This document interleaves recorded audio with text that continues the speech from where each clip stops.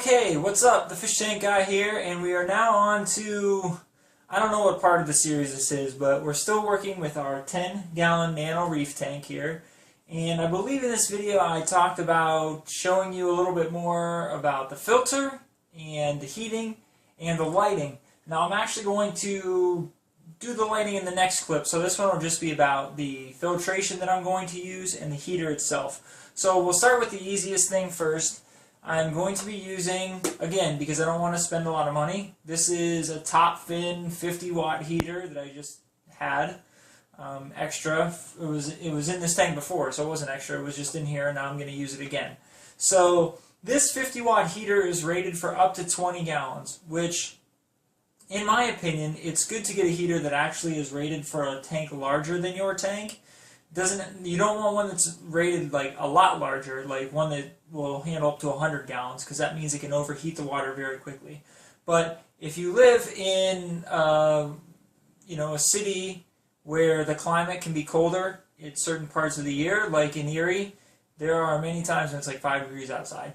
And if I'm not here, I turn my heat down in my house, and it's good to have a heater that can definitely handle heating up your tank when it's cold in the room. So if you just get a heater that will heat up to a 10-gallon tank, then on those cold days and nights it might not cut it and keep it where you'd like it to be. So going with a 50-watt heater. That was a long explanation to tell you I'm going with a 50-watt heater. We're going with a 50-watt heater.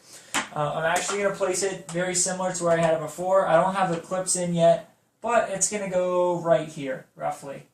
Okay, which is close to the filtration where there's going to be a lot of water movement, so the water can pass by the heater, get warmed up, and disperse throughout the rest of the tank.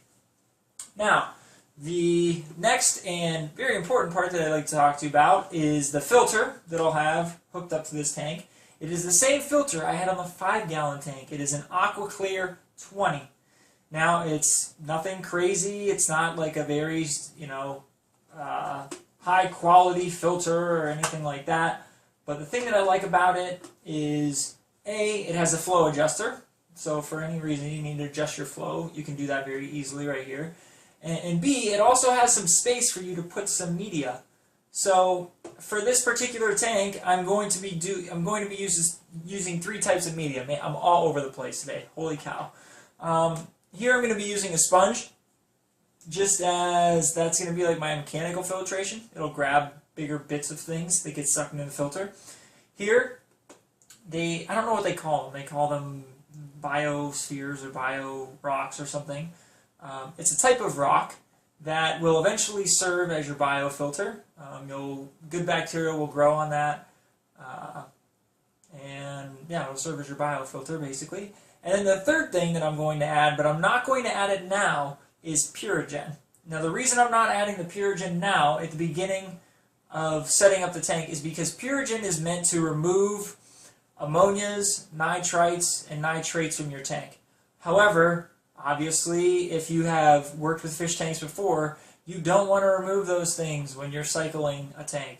You want the ammonia to build up so the good bacteria shows up and changes that ammonia into nitrites. And then the same for the bacteria that takes the nitrites and transfers them into nitrates, which is the least of the toxic 3.